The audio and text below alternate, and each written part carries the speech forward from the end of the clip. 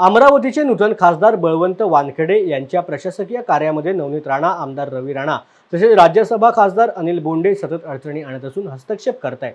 आमदार यशोमती ठाकूर यांच्यावरती खोटे आरोप करणे थांबवावे, तसेच खासदार बळवंत वानखेडे यांना त्यांच्या अधिकारानुसार निष्पक्ष काम करण्याकरता भाजपच्या नेत्यांनी हस्तक्षेप थांबवावा, अन्यथा अमरावती महिला काँग्रेस कमिटी तीव्र आंदोलन करेल असा इशारा देत याबाबतचे निवेदन जिल्हाधिकाऱ्यांना देण्यात आले। आमचे जे खासदार आहेत, जे खरे खासदार आहेत, जे राखीव होते, जे निवडून आले आहेत, ते त्यांना न्याय मिळालाच पाहिजे। त्यांना ऑफिस देण्यात आलं नाही। जवळपास 15 दिवस होऊन गेले। आम्ही त्यांना अप्लिकेशन पण दिलं होतं, त्यांना सांगितलं पण होतं।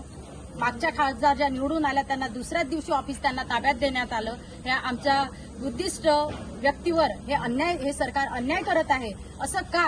कारण माहिती आहे का, बहीण भावाच्या नात्याबद्दल पण बोलल्या गेलं।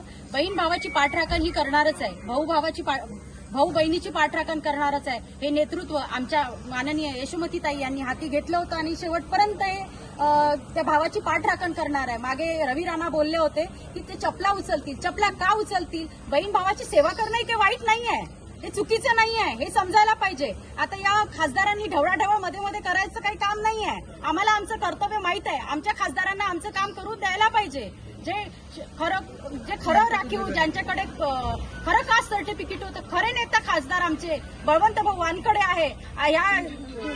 यांनी 5 वर्ष हा कार्यकाळ भोगला, हा खोट्या सर्टिफिकेटवर कार्यकाळ यांनी काढलाय। खरोखर तुम्ही यांच्यावर कारवाई करायला पाहिजे, केस दाखल करायला पाहिजे। आमच्या निवडून आलेल्या खासदारावर तुम्ही अन्याय करत आहे। आम्ही आज इथे सर्व महिला काँग्रेसतर्फे इथे आंदोलन करत आहे आणि या सरकारचा निषेध करत आहे। आम्हाला ऑफिस मिळालंच पाहिजे, नाहीतर आम्ही इथे टेबल टाकून इथे बसू आणि आमच्या ज्या कार्यकर्त्यांना आम्हाला न्याय मिळवून द्यायचा आहे। आणि इथे जे आमचे जनप्रतिनिधी येतील, बाकीचे जे लोक येतील, त्यांच्यासाठी आम्ही इथे टेबल टाकून बसू आणि आम्हाला तात्काळ दिलं नाही तर आम्ही तीव्र आंदोलन करू। धन्यवाद।